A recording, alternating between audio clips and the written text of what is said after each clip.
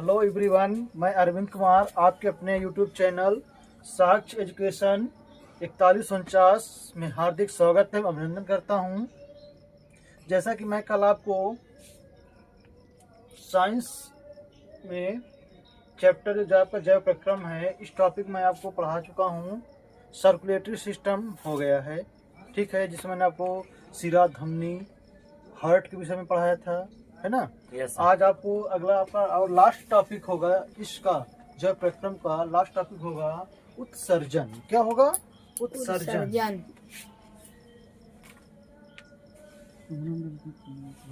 क्या होगा? उत्सर्जन।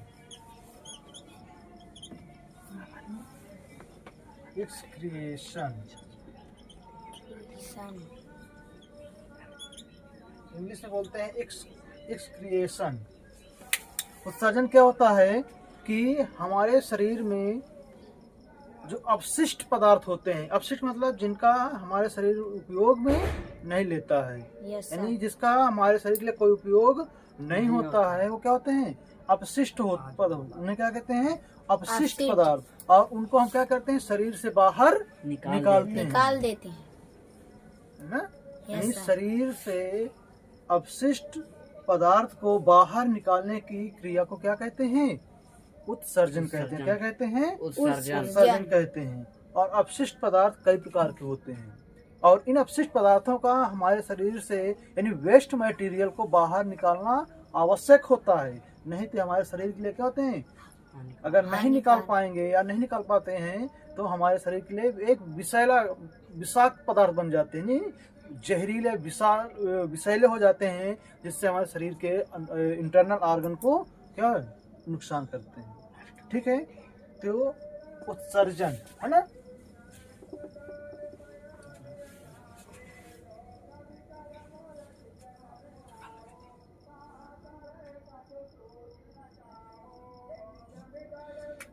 देखिए, अपशिष्ट पदार्थ को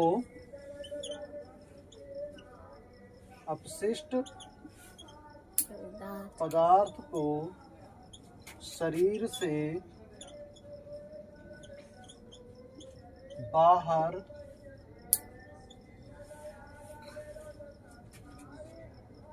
निकालने की प्रक्रिया या क्रिया को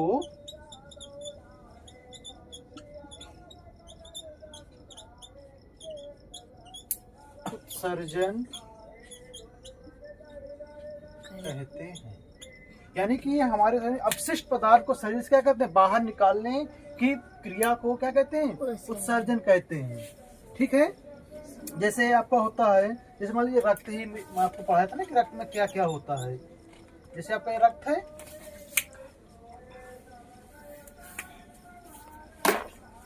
मैंने पढ़ाया था। देखिए, रक्त में क्या होता है? जल भी होता है ना, ग्लूकोज होता है,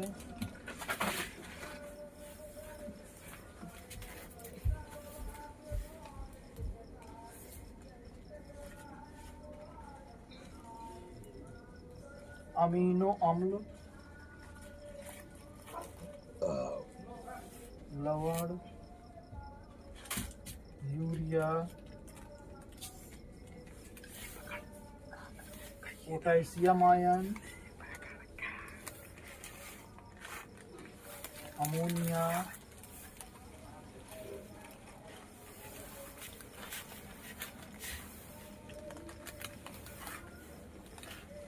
हाइड्रोजन आयन, है ना। अब देखिए, इसमें रक्त क्या होता है? रक्त में आपको बताया था कि जल भी होता। जल क्या है? हमारे लिए उपयोगी होता है। ग्लूकोज भी उपयोगी होता है, अमीनो अम्ल, अमीनो एसिड। और देखिए, लवण जो होते हैं कुछ उपयोगी होते हैं, कुछ परसेंट में, कुछ उपयोगी नहीं होते हैं। और यूरिया क्या है? विषाक्त पदार्थ है, इसका हमारे शरीर में कोई उपयोग नहीं है। इस तरह हाइड्रोजन है, कोई उपयोग नहीं, पोटेशियम है, कोई उपयोग नहीं है, और अमोनिया का कोई जो है उपयोग हमारे शरीर में नहीं होता। ये वेस्ट मटेरियल होते हैं, इनका बाहर शरीर से निकलना आवश्यक होता है, नहीं तो क्या होता है कि विषाक्त पदार्थ हो जाते हैं और हमारे शरीर के लिए नुकसानदायक होते हैं, ठीक है ना। ये क्या, यही हुआ अपशिष्ट, एक तरह से कचरा होता है। जैसे आप लोग घरों में क्या करते हैं? सफाई करते हैं तो उसमें कूड़ा कड़ा के निकलता है तो क्या करते हैं, बाहर करते हैं कि नहीं करते हैं। तो इसी तरह हमारे शरीर में भी होता है कि अपशिष्ट पदार्थ होते हैं, उनका शरीर से बाहर निकलना आवश्यक होता है। ये समझ में आ गया उत्सर्जन क्या है? Yes sir. जैसे आप एग्जाम्पल में हम आपको और बता देते हैं उत्सर्जन में कौन कौन से होते हैं। जैसे उत्सर्जन किसी किसी के माध्यम से कौन कौन से पदार्थ होते हैं। जैसे त्वचा, आपका क्या है? त्वचा जानते हैं, जिसे कहते हैं स्किन, है ना। त्वचा से क्या क्या निकलता है? पसीना निकलता है। पसीना भी क्या है? ये भी उत्सर्जी पदार्थ है। क्या है? ये भी उत्सर्जी पदार्थ है।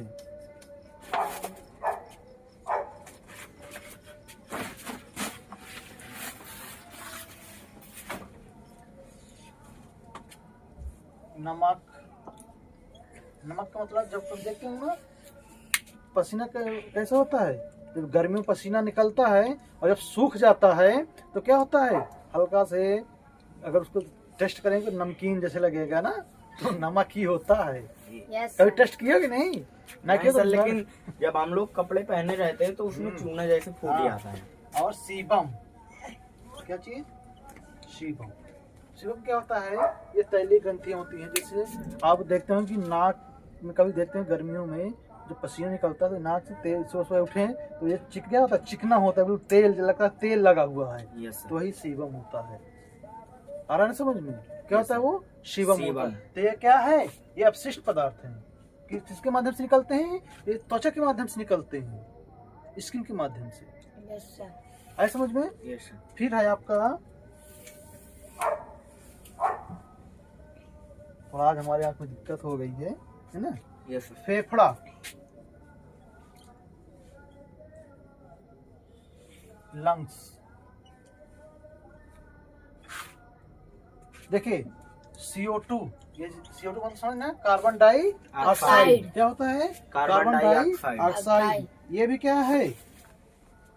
अपशिष्ट पदार्थ है। क्या है? अपशिष्ट पदार्थ। वाष्प, वाष्प समझ रहे हैं ना? जब आप ठंडियों में देखते होंगे ना कि जब हम सांस बाहर करते हैं, मुंह खोलते हैं तो क्या होता है? धुआं जैसे निकलता है ना, कहेंगे धुआं निकल रहा है, तो वही क्या होता है? वाष्प। वो कहाँ से निकलता है? हमारे फेफड़े से ही निकलता है।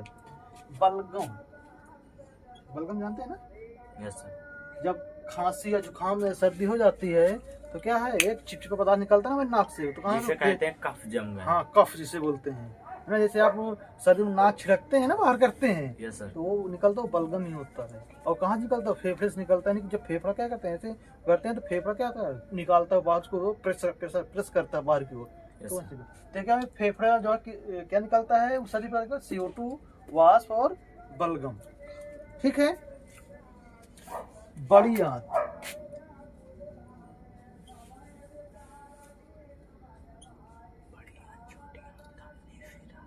मैं आपको पढ़ाया था ना, लार्ज इंटेस्टाइन। क्या करता है लार्ज इंटेस्टाइन, बताइए? ये क्या निकालेगा? अनपचा भोजन, जिसे बोलते हैं काइल। क्या बोलते हैं? काइल। दिख रहा है ना यहाँ तक? Yes sir. देखिए, जब हम भोजन करते हैं तो भोजन में जो भी पोषक तत्व होते हैं वो तो मिल जाते हैं हमको। Yes sir. उसमें से कुछ ऐसे होते हैं कि वो उनका पाचन नहीं होता है ना? Yes sir. तो उनका निकलना आवश्यक होता है। वो किसके माध्यम से निकलते हैं? बड़ी आंत के माध्यम से, यानी अनपचा भोजन। ठीक है। Yes sir. फिर है यकृत।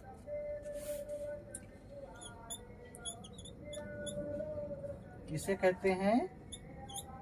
क्या? लीवर। लीवर क्या करता है? बताया था मैं आपको कि लीवर क्या बनाता है ना? Yes sir. क्या करता है? अमोनिया को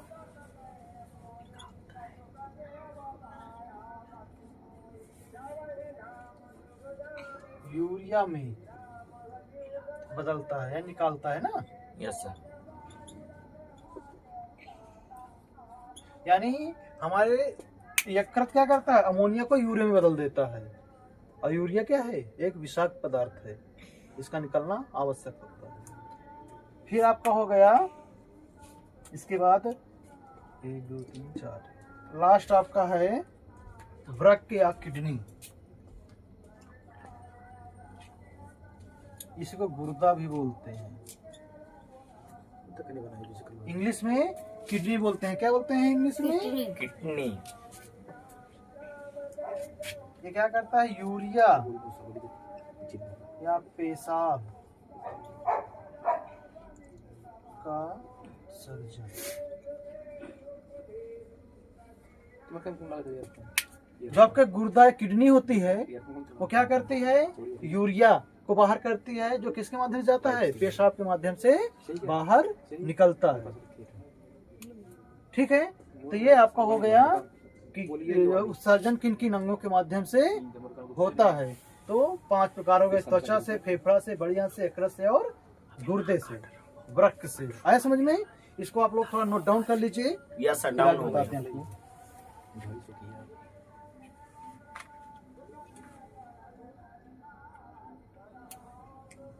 नोट डाउन हो गए होगा। Yes sir. उत्सर्जन क्यों जरूरी है? अगर कोई पूछ ले कि उत्सर्जन क्यों जरूरी है, बता सकते हैं आप? बोलिए, बता सकते हैं कि उत्सर्जन क्यों जरूरी है? शरीर से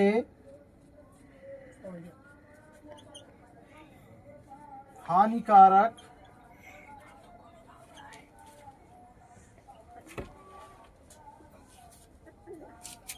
शरीर से हानिकारक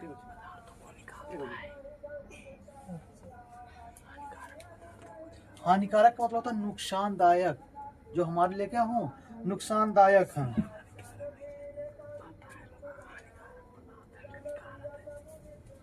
हानिकारक पदार्थ को बाहर निकालने के लिए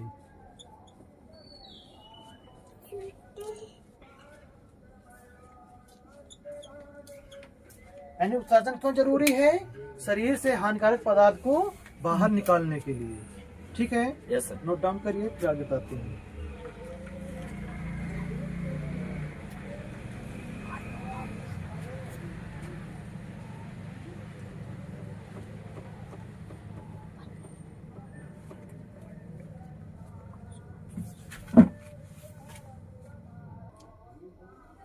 देखिए, अब उत्सर्जन क्या है कि शरीर की कोशिकाओं में अनेक प्रकार की रासायनिक अभिक्रियाएं होती हैं। यानी जो हमारे शरीर की जो सेल्स होती हैं उनमें अनेक प्रकार की क्या होती है, केमिकल रिएक्शन होती है, यानी कि रासायनिक अभिक्रियाएं होती हैं।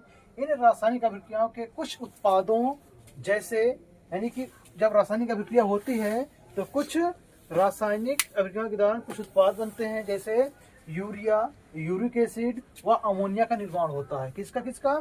यूरिया का, यूरिक एसिड व अमोनिया का निर्माण होता है, जिनकी शरीर को आवश्यकता नहीं होती है, जिसकी उपस्थिति शरीर के लिए क्या होती है, हानिकारक होती है। ऐसे पदार्थों को अपशिष्ट पदार्थ कहते हैं। क्या कहते हैं?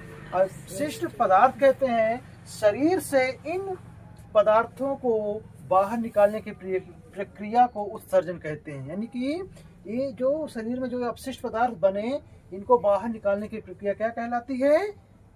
उत्सर्जन कहते हैं। और वे अंग जो उत्सर्जन क्रिया में उत्सर्जन अभिक्रिया में क्या करते हैं, भाग लेते हैं, वे क्या कहते हैं? उन्हें उत्सर्जी अंग कहते हैं। दूसरा हो गया।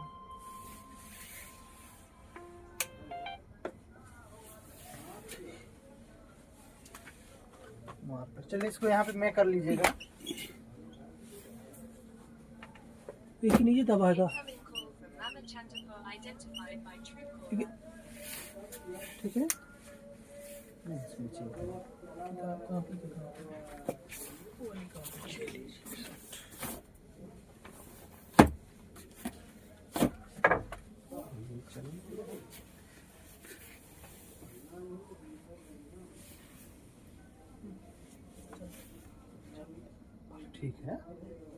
भाग लेते हैं, क्या है, उत्सर्जी अंग कहते हैं। ठीक है, इसको नोट डाउन कर लीजिए, ये इसको पूछ लेता है इस परिभाषा के रूप में, थोड़ा से नोट कर लीजिए इसको।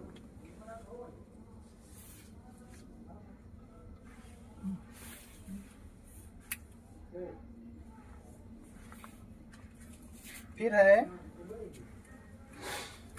मानव में उत्सर्जन।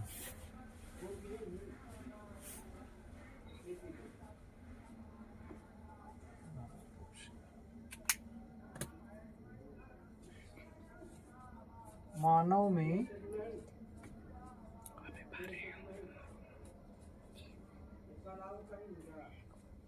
यहाँ तक दिख रहा होगा ना, यहाँ तक दिखता है। थोड़ा और ऊपर। यहाँ हाँ ठीक है।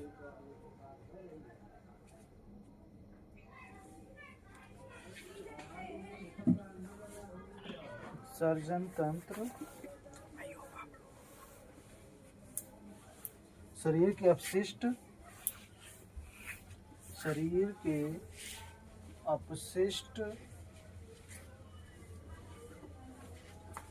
पदार्थों को, शरीर के अपशिष्ट पदार्थों का संग्रह तथा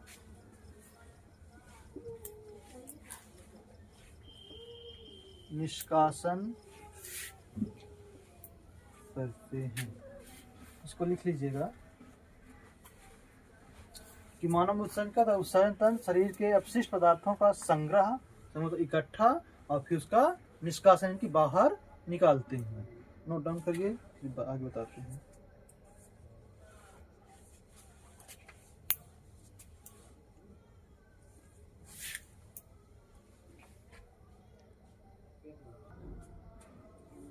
देखिए अब क्या है, आपको बताएंगे उत्सर्जी अंग, यानी कि मानव में उत्सर्जी अंग कौन कौन से हैं।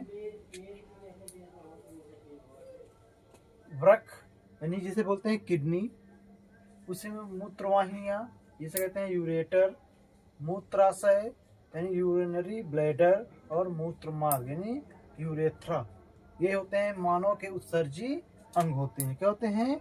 मानव के उत्सर्जी अंग। और मैं इसको आपको इसका चित्र जो है बना रहा हूँ, किसका? किडनी का, यानी कि मानव के उत्सर्जन अंग।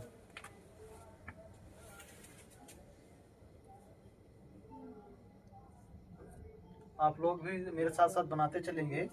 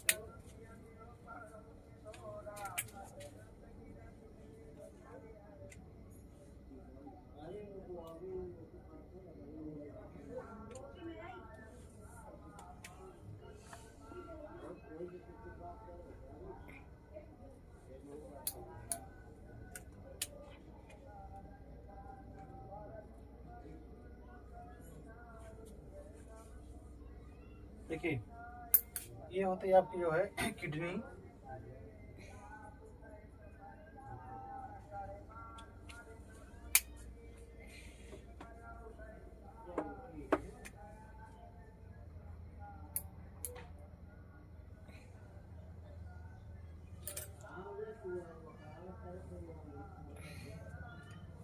देखिए इसके सबसे जो आपकी किडनी होती है, इसके सबसे बाहरी भाग को बोलते हैं कॉर्टेक्स। क्या बोलते हैं? कॉर्टेक्स। कॉर्टेक्स। और इसके आंतरिक भाग को बोलते हैं मेडुला। ठीक है, ये होता है मूत्रवाहिनी।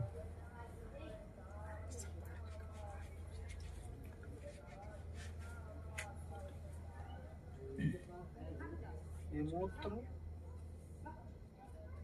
द्वार होता है।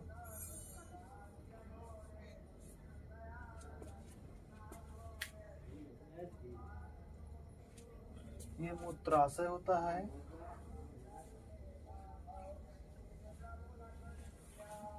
ठीक है, इसे वृक्क कहते हैं, यानी इसे कहते हैं किडनी। ठीक है, जो आपका ये ब्लू कलर में है, इसे बोलते हैं महाधमनी। क्या बोलते हैं? महाधमनी। धमनी। धमनी। और जो ब्लैक कलर में, इसे बोलते हैं महाशिरा। महाशिरा। ठीक है, अच्छा। देखिए इसे बोलते हैं किडनी भी कह सकते हैं।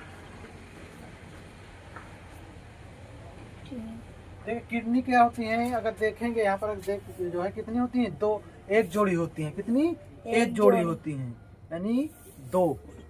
किडनी की संख्या कितनी होती है? दो। हमारी किडनी कितनी होती है? दो होती है। ठीक है, और कैसी होती है? जो आपका सेम होता है ना, जो आपका सेम के बीज के आकृति की होती है। कैसी होती है? सेम के बीज की आकृति की होती हैं। ठीक है, yes, सेम के बीज के आकार की। ठीक है, yes, और इनका भार यानी कि वजन 140 ग्राम होता है। कितना होता है? 140 ग्राम होता है इनका भार। ठीक है, yes, sir. और देखिए इसमें एक मेम्ब्रेन पाई जाती है, इसका पेरोटोनियम।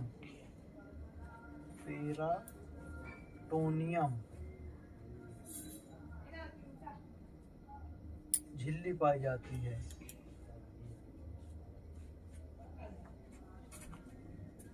वृक्क की सबसे छोटी इकाई नेफ्रॉन होती है, यानी वृक्क की सबसे छोटी इकाई क्या होती है? नेफ्रॉन। नेफ्रॉन होती है। क्या होती है? नेफ्रॉन। नेफ्रॉन होती है। ठीक है, आए समझ में?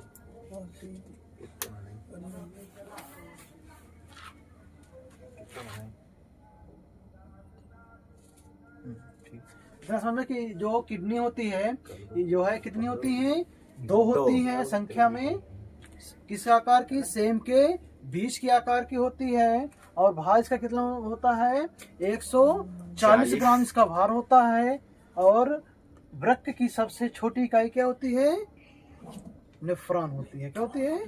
नेफ्रॉन होता है। ठीक है, yes, sir. देखिए जो वृक्क धमनी होता है या महाधमनी होती है ना, आप Yes, sir. लिख सकते हैं वृक्क धमनी, है ना। हम आपको बताए थे जब हार्ट पढ़ा रहे थे, तो इसमें कुछ अपवाद बताया था ना, कि एक महाशिरा और एक महाधमनी में अपवाद बताया था कि कौन महाधमनी अशुद्ध ले जाती है और महाशिरा शुद्ध रक्त ले जाता है ना।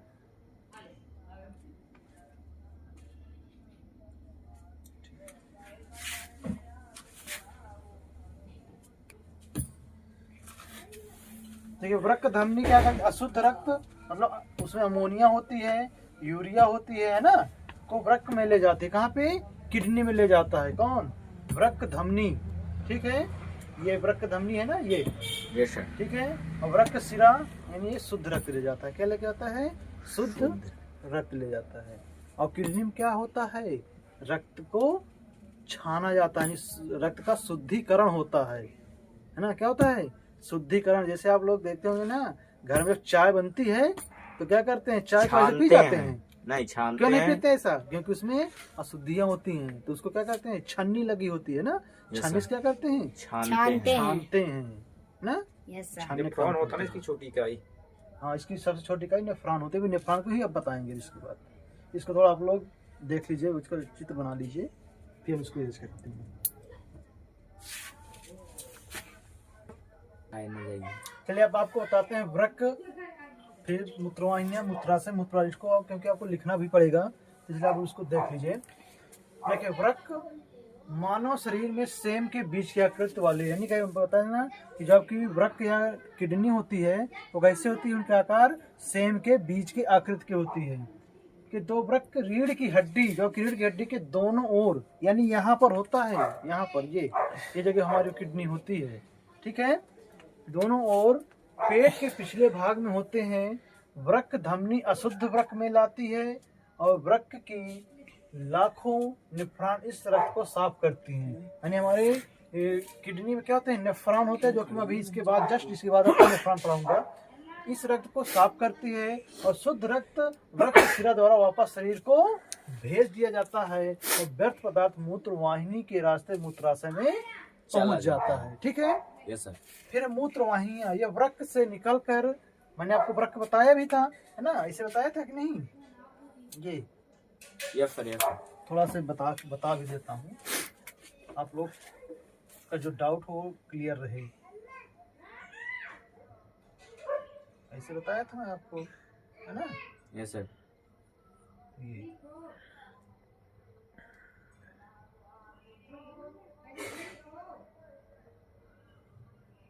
ये बताया था ना इसे। Yes sir. Yes sir.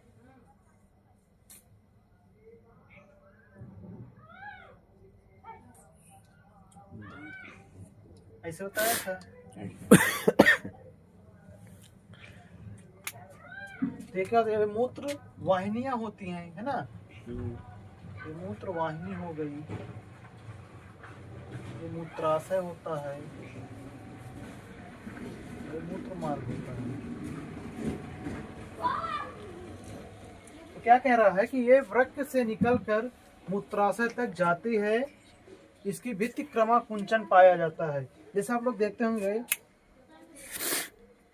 रात में जब लेटे रहते हैं, है ना, तो जो किडनी अपना काम करती रहती है, यूरिया अलग करती रहती है ना, यूरिया अमोनिया, वो क्या धीरे धीरे इस मूत्र मार्ग के माध्यम से, जो मूत्र वाहिनी के माध्यम से, इनमें क्या होता है, गति होती रहती है, क्रमाकुंचन गति, है ना, ऐसे कंपन होता रहता है। धीरे धीरे क्या होता है, वो जो अमोनिया यूरिया होती है, यूरिया वो धीरे धीरे क्या नीचे सरकती रहती है, किसके माध्यम से, मूत्र वाहिनी के माध्यम से। एक नलिका होती है, आप लोग कभी सपने में देखते रहते हैं ना, हाँ, इसे भी होता है।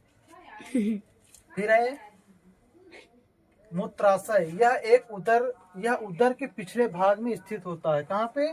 उदर माने पेट है ना, ये उदर के पिछले भाग में स्थित होता है। मूत्राशय में मूत्र वाहिनियां खुलती हैं। क्या खुलती हैं? ये जो मूत्र वाहिनियां होती है कहाँ पे खुलती हैं? मूत्राशय में खुलती हैं, ठीक है।